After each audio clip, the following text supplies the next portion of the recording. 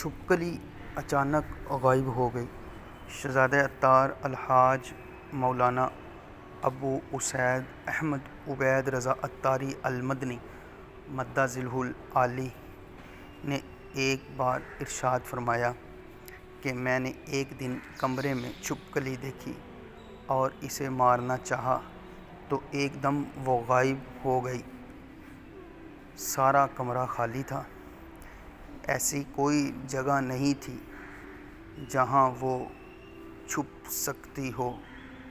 اتنے میں امیر اہل سنت دامت برکاتہم العالیہ تشریف لے آئے۔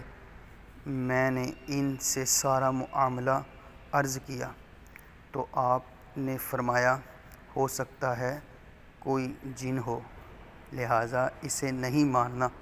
چنانچہ میں نے اسے مارنے کا ارادہ ترک کر دیا۔